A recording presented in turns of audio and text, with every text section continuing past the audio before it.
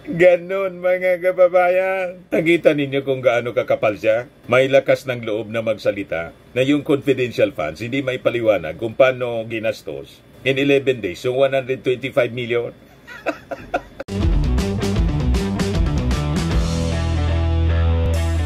Ito naman po yung bago naming product na binibenta online.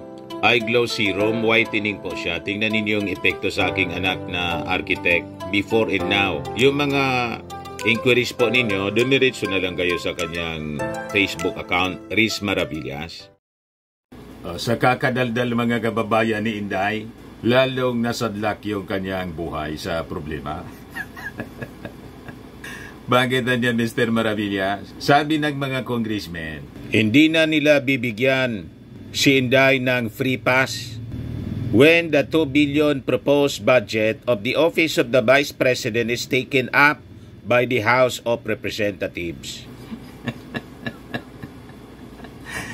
You see, mga kababayan, yan kasi po, daldal ng daldal na hindi po nag-iisip. Di ano niya, Mr. Maravillas, ang may advice mo kay Inday? Wala po. Bakit naman natin advisean si Inday? Alam naman nating matigas ang ulo niya. Hindi nga nakikinig pati sa kanyang magulang.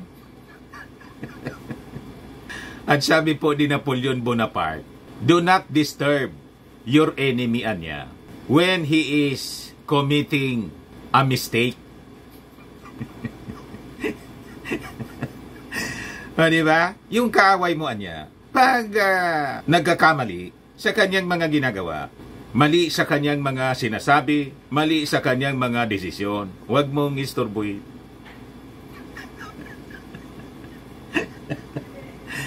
Diba? Kaya, huwag nating istorbuhin si Inday sa kanyang pagdadaldal. I-encourage natin na dumaldal pa ng dumaldal. Na para mga kababayan, yung taong nahulog sa kumunoy, na alam niyang kumunoy, pero tumalon pa siya. Anong tawag mo doon? Anong tawag natin mga kababayan sa isang tao na may nakitang kumunoy? Alam niyang kumunoy, tumalon siya. Yan mga kababayan ang description natin kay Inday at sa pamilya ng mga nausog. Pamilya Duterte. Sabi ko sa inyo, lahat ng problema nilang kinakasadlakan, lahat gawa nila. Sila yung may gawa, mga kababayan. Kaya, pabayaan natin sila sa kanilang mga ginagawa. Wala man tayong partisipasyon. Di ba? Yan po si Inday. Sabi kasi dito, sa balita ng Philippine Daily Inquirer, House leaders growing wary of Sara's gripes. Inis na po yung naubos na yung pasensya ng mga house leaders natin, mga congressmen, sa madalas na pagtantrums po ni Inday, sa mga reklamo niya sa buhay. Ang hindi na lang nirereklamo ni Inday, yung buhay niya. Iyon ang dapat niyang ireklamo sana. Kung bakit siya ganyan mag-isip, kung bakit hindi siya mag-grow up, kung bakit siya childish, mag-isip, kung bakit siya spoiled. Yun ang dapat sana na ireklamo niya, yung kanyang sarili. Tingin Inday po at saka ng kanyang mga supporter, si Inday yung tama. Kaya hayaan natin sila. Kasi malinaw po yung advice ni Napoleon Bonaparte, yung bantog na emperador ng France. Do not disturb your enemy when he is committing a mistake. Hayaan mo lang anya. May bago na naman ang sinasabi si Inday. Ayan po, sabi niya, hindi maayos yung paghandle ng pera ng budget ng gobyerno. Vice President Sara Duterte, who squandered 125 million in confidential funds in 11 days in 2022, claims that improper handling of the government budget was one of the reasons she resigned as DepEd Secretary. In a media interview on Thursday, August 8, Duterte said she attempted to make the corrections she thought needed to be made but received no support and witnessed no improvement. Yan ang sabi ni Inday. Kung basahin po lang kung basahin mo lang yung GAA at itrace mo kung asaan pumunta yung pera, makikita mo na hindi maayos yung pag-handle ng pera ng budget ng gobyerno. So isa yan sa yung mga rason. Sinubukan kong itama yung nakita kong mali, pero siyempre wala akong nakuhang suporta at wala akong nakitang pagbabago. Kaya sabi ko, hindi siya mauulit sa akin sa budget ng 2025. Hindi ko na kaya na ako pa rin yung hawak ng Department of Education budget at uulitin lang yung ginawa dati. Ganon mga kababayan. Nakita ninyo kung gaano kakapal siya. May lakas ng loob na magsalita na yung confidential funds hindi may paliwanag kung paano ginastos in 11 days. So 125 million. Yeah, grabe yung inis ng mga house leaders po. Sabi dyan, house leaders growing weary of Sara's gripes. Puro niya siya reklamo. Di ba? Hininaan niya namin siya. Bibigyan ng free pass sa aming pagpasa doon sa sa hearing ng kanyang budget. So kailangan ipaliwanag niya paano niya ginastos yung budget niya noong isang taon para ma-justify niya yung request niyang 2 billion na budget for this year sa Office of the Vice President. Ganon mga kababayan. Kaya sabi dito sa balita ng Inquirer, the gloves are off for 5 ranking House leaders allied with President Marcos after they called Vice President Sara Duterte divisive, excessive, and puro reklamo for continuing to gripe in public about the removal of 75 policemen from her 400-strong security detail. Sa magkakaiwalay na mga statements, sinabi po ni Laguna Representative Dan Fernandez, Zambales Representative J. Congon, La Union Representative Paulo Ortega, the 5th Manila Congressman Joel Chua, at sa kanila Lanao del Sur Representative Sia Alonto, Adjong. They urge Duterte, magtrabaho ka anya, just do your job, even reminding her that she was on vacation in Germany while Luzon was being pummeled ng super typhoon on July 24, yung Karina po. Magtrabaho ka naman, Inday. Sayang ng pasweldo sa'yo. Huwag puro reklamo at maiya naman po kayo. May gana pa kayong magreklamo na wala man nga kayong ginagawa. Sige lang ang sweldo.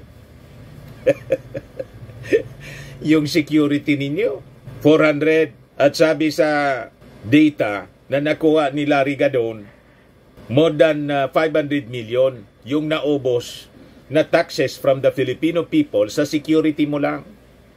At ang security mo, mas marami pa sa number of policemen assigned sa municipality.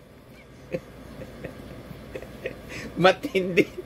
Sabi ni Congressman Dan Fernandez ng Laguna. So sabi dito sa balita, of the 5 lawmakers, Chua had the strongest words for Duterte, saying she should no longer be given a free pass. Wala na. Hindi ka na bibigyan ng free pass sa Congress. When the 2 billion pesos proposed budget of the Office of the Vice President is taken up by the House of Representatives. Dati wala pong tanong-tanong. Pasa agad yung mga congressmen ng budget ni Inday. O ngayon, kailangan mong ikaw mismo dapat you appear to the Congress and defend your budget. Bakit ka humihingi ng 2 billion? Di ba? Saan mo saan mo gagastusin? At yung previous budget mo, paano mo ginastos? Ipaliwanag mo muna. Kasi yung previous Vice President po, si Lenny, 700,000 million lang po. 700 million, 2022, yung hininging budget, sobra ka doble po. 2 something billion po ang hinihingi ni Inday. Anong gagawin mo sa 2 billion plus na budget? Kamal naman po ng spare tire. Yung vice presidente po, spare tire man lang ng presidente. Wala nang naitulong po. Namimirwisyo pa ngayon. Pinag-ati-ati yung mga mga mamamayang Filipino matapos siyang mag-resign. Resign na lang siguro, mga kababayan, pati sa pagiging vice presidente. Kasi Filipinos, sabi niya, deserve better. Malinaw na para sa kanya yung sinabi niya na we Filipinos deserve better. Hindi yun para sa ating Pangulong Bongbong Marcos. Kasi yung Pangulong Bongbong Marcos, nagtatrabaho ng maayos. Siya, walang mabuting kontribusyon sa ating bansa po. Sige lang ang reklamo, sige lang ang tantrums. Kaya sabi ni Congressman Chua, her OBP budget must be scrutinized for every peso spent and not spent. No more and never again shall the BP not be held to the same level of scrutiny as other public officials during the budget hearings. He added, alluding to the millions of pesos in confidential funds enjoyed by her office in 2022 and 2023 before these were removed this year. Tama, napikon-pikon na po yung mga congressmen natin. Sumobra na kasi po ang pagiging spoiled ni Inday. The lawmakers were reacting to Duterte's open letter to Muslim Filipinos in which she claimed the country was going nowhere while the government was doing nothing. Siya yung wala man pong ginagawa sa kanyang opisina. Sige lang silpi-silpi. Ikot dito, ikot doon. Tapos lumaya sa bansa, papuntang Germany. Kausap yung mga nausog leaders. Sa gitna ng pagtama po ng Karina. Tapos, ito yung kanyang sasabihin. Saan ba kumukuha ng kapal, mga kababayan ng pagmumuka? Itong si Inday, para magsalita ng ganon sa ating Pangulong Bongbong. So sabi rito, Di ba Anya, ikaw yung wala dito sa ating bansa at the height of the typhoon, sabi po ni Kunggon. Please naman, do your duty as the country's number 2 official. Basag na basag, mga kababayan. Madaling sabi, magtrabaho ka naman, Inday. Sayang pa sweldo. For Congressman Ortega, hindi ko niya maintindihan kung bakit itong si Inday was making a mountain out of a molehill. Lahat na niya, pinalalaki niya. Yung napakaliit na bagay, pinalalaki niya. Mahilig po kasi sila gumawa ng problema. Na ngayon, pinoproblema na nila. May mga taong ganyan. Pag ganyan yung kaisipan ng isang tao, ibig sabihin, abnormal. Hindi normal sa isang tao na alam mong problema, ang kakainatnan mo, papasok ka. Iyon ang ginagawa nila, mga kababayan ngayon. Kaya tama yung sinabi ni Napoleon Bonaparte, do not disturb your enemy when he is making a mistake. Babayaan natin si Inday magdaldal na magdaldal. Para may kwento lagi tayo rito. Di ba? Pinalaki niya niyang pinalaki. Ginawang mountain, yung napakaliit na bagay, yung issue sa 75 men from her security detail. When it turns out, Anya, she still has more than 400 security personnel. Sabi nga po ni DOJ Secretary Boyeng Rimulya, yung security detail Anya ni Inday, mas marami pa kaysa sa Pangulo. Abusado talaga po. Spoiled masyado. Feeling entitled sila. Yun ang pagkatao mga kababayan ni Inday. Kasi yung pamilya niya, ganun. Si Digong, ganun po. Like father, like daughter po. Tapos na yung turno ng dating Pangulo. Ang feeling niya, siya pa ang Pangulo. Gustong diktahan yung ating Pangulong Bongbong ng dapat gawin. Ang dapat daw gawin, sundan. Kasi yun ang promise ng ating Pangulo daw. Ipagpapatuloy yung inassume nila, yung ginawa ni Digong, ipagpapatuloy. Yung EJK ba, ipagpapatuloy yan ng ating Pangulong Bongbong? Ba't siya gagawin yon? So naghahanap sila ng damay. Para kung damay yung ating Pangulong Bongbong, o hindi niya papapasokin yung ICC rito. Kasi siyempre, damay sa kaso yung ating Pangulong Bongbong. Bali? Moron lang po ang gagawa ng ganon. Na alam mo na mali, gagawin mo pa. Bakit may pagpapatuloy ang ganong policy? At saka lalo na dito sa issue ng West Philippine Sea. Ito yun ang sinasabi nila para gawing province tayo ng China. Kaya galit na galit sila mga kababayan. Yun ang laging sinasabi ng mga nausog vloggers. Sinasabi nila, bumaliktad yung ating Pangulong Bongbong Marcos. Anong bumaliktad? Walang ganong promise yung ating Pangulong Bongbong na dumikit sa China. Walang ganong promise yung ating Pangulong Bongbong na ipagpatuloy ang tukang-tukang mali na ipagpapatuloy mo pa. Pagkatapos mga kababayan, di ba, naalala ninyo, yung first year in office ng ating Pangulo, nire-recommenda ng mga kalyado niyang senador, ni Nabato, na gawin daw mga kababayan sinigong na drug czar.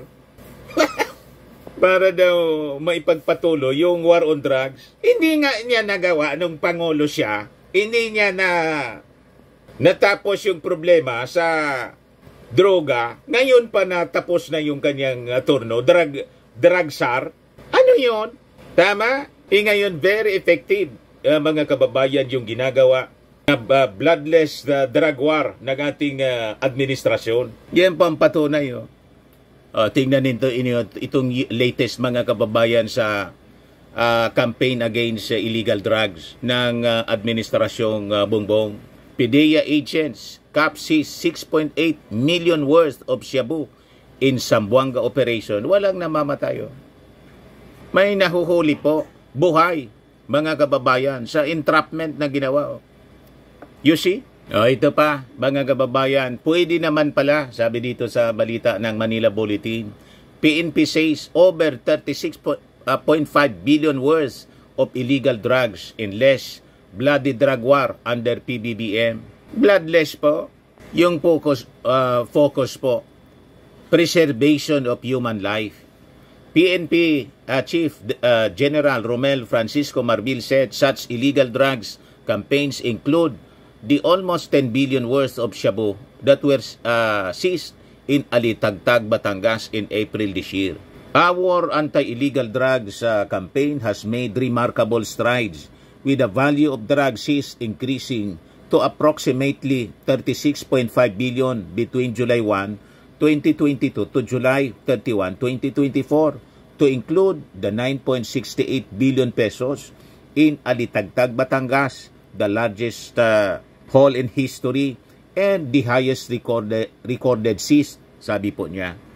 Marbil said, the campaign against illegal drugs under the Marcos administration is also focused on upholding the dignity of the society by sticking to the rule of law, particularly on the aspect of human rights. Diyan sila nagagalit, mga kababayan, kasi napapahiya si Maudigs, yung previous administration na laging tokang-tokang, EJK. Pwede naman palang labanan nang walang dumadanak na dugo. May pagrespeto sa human life. So sabi po ni Marbil, our battle against drug abuse transcends mere law enforcement. It fundamentally aims to uphold the very fabric of our society as we pursue our anti-illegal drug campaign targeting high-value targets and identifying drug sources. We remain dedicated to preserving human life.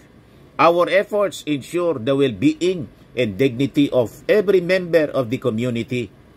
Gusto ninyo tularan yung previous administration dahil gusto ninyong kaladkarin, idamay sa problema ninyo sa ICC si President Bongbong Marcos. Hindi man yan tanga. Ano tanga? Alam niya yung kinasadlakan ng dating presidente na malapit na pong kaladkarin ng Interpol. Tapos papasok sa ganong gawain yung ating Pangulo. Kaya gayon ang gagalaiti, o ngayon si Inday, kung ano-ano na lang ang pinagsasabi. Sabi ng mga congressmen, magtrabaho ka naman. Ngayon, si Congressman Dan Fernandez ng Laguna pointed out that for the Philippines, the ideal ratio niya for police deployment was 1 officer to 500 people, which was the complete opposite in her case. Dapat niya, pasalamat pa siya having 400 men assigned to you when there are only 75 men in some of our far-flung islands is excessive and irrational. Sa ibang islaan yan ng ating bansa, ibang municipality, 75 lang yung naka-assign na police, nagbabantay sa entire population na. Pero ikaw, iisang tao, wala mang contribution na maganda, wala mang ginagawa, patrabil-trabil lang. Habang binabayo ng Karina yung ating bansa. Tapos you have that gal, you have the nerve na magreklamo tulig sa inyong ating administrasyon. Tapos sabihin pa na we Filipinos deserve better. Yung sabi ng 31 million movement po, we Filipinos deserve better BP. O, di ba? O, ngayon, may sinasabi naman ditong bago si Inday. Ayan po. Yes, sabi ng Impact Leadership. Pro-Pilipinas, Vice President Sara Duterte is surprised about the latest Okta Research Survey, asking respondents if they were pro-Duterte or pro-Marcos. Yung pro-Duterte kasi po, 16% na lang. Yung pro-Marcos, mga kababayan, 36%. Kaya question niya, dapat na niya, pro-Pilipinas. Lalong bagsak ang labas niya. At talagang dinidiin niya yung sarili niya.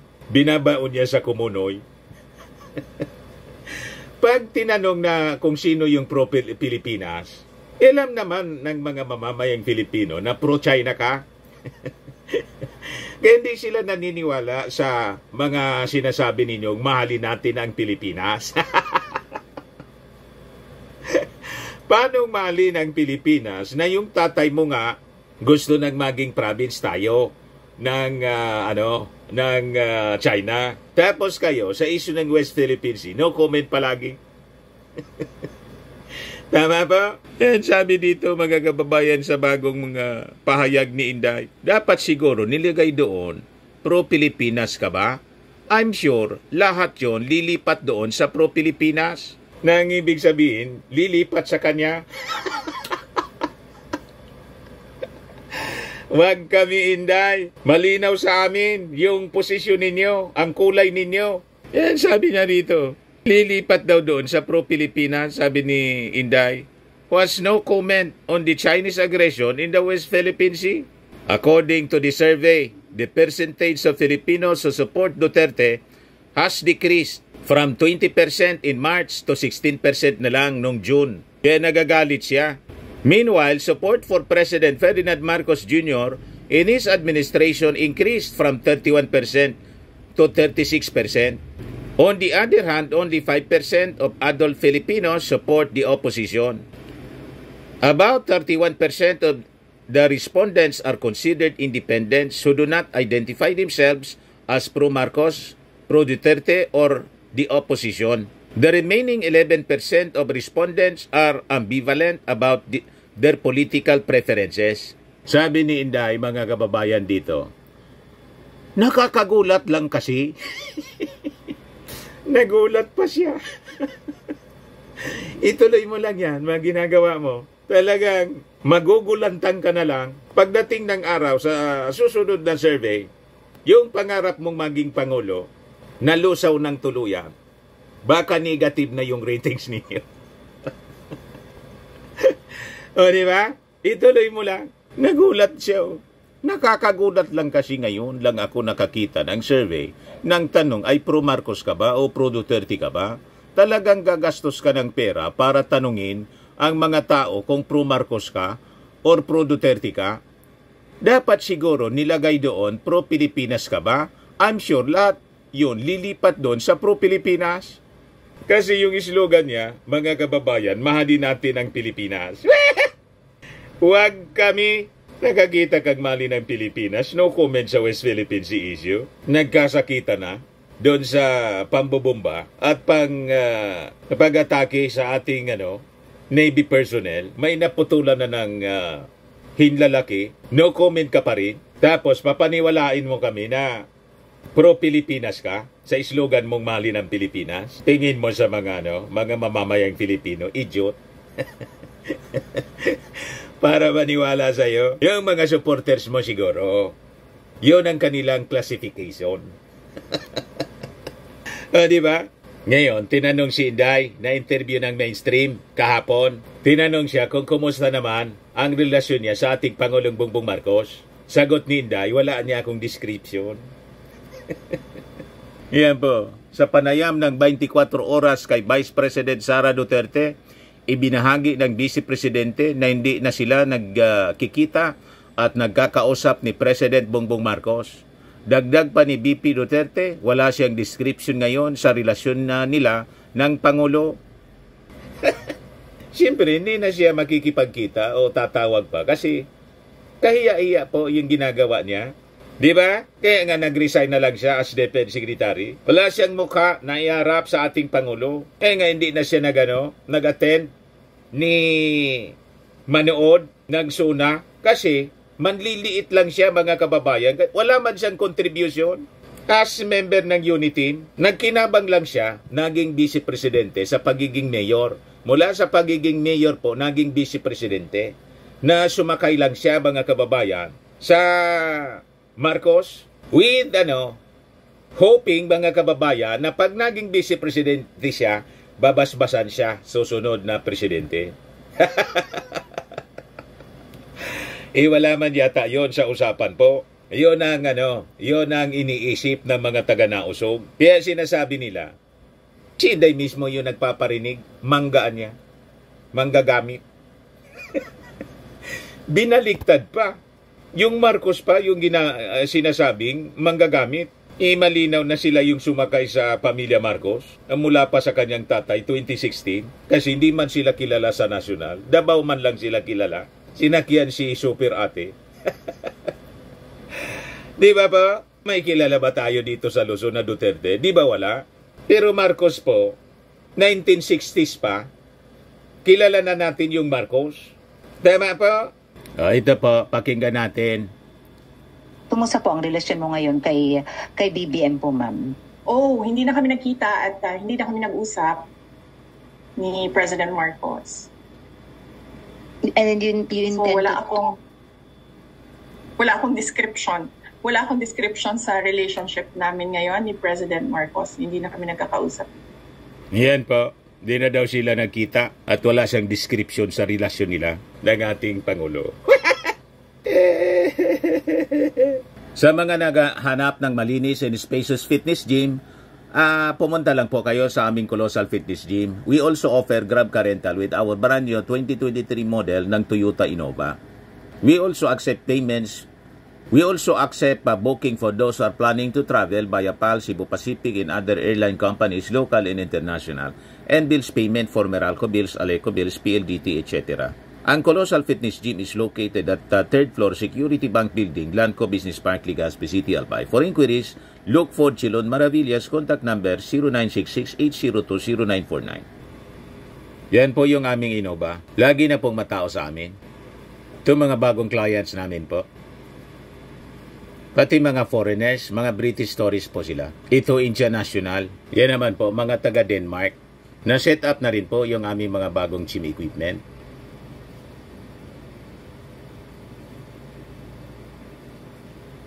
May treadmill na rin po kami. Ito naman po yung bagong product naming binibenta online. iGlow Serum. Made in South Korea. Whitening po siya. Tingnan ninyo ang epekto sa aking anak na architect entrepreneur. Sa mga inquiries ninyo, dumiretso na lang kayo sa kanyang messenger, Riz Maravillas on FB. Ito naman po, Firmax Firming and Lifting Cream. Pinapahid po sa mga pulses in affected area. Mainam po ito sa mga pains at paninigas na mga kasukasuan. Ito po, Automax Radiant Serum. Sa mukha naman yung application. Anti-aging po siya. You will look 10 years younger than your age. Sa mga cancer patients naman po, baka lang gusto niyo itong itry. Nengxia Red Mixed Fruit Drink. Hindi man po siya gamot, food supplement siya. Kaya lang, gawa siya mga kababayan sa goji berry. Yung goji berry may anti-cancer properties. Yung mga inquiries niyo, dumiretso na lang kayo sa aming messenger sa Facebook para masagot namin agad. Ayos pa? Ayos na ayos, Adya Mr. Maravillas. Ayan man lang po. Ako po si Dante Maravillas. Bye-bye. God bless.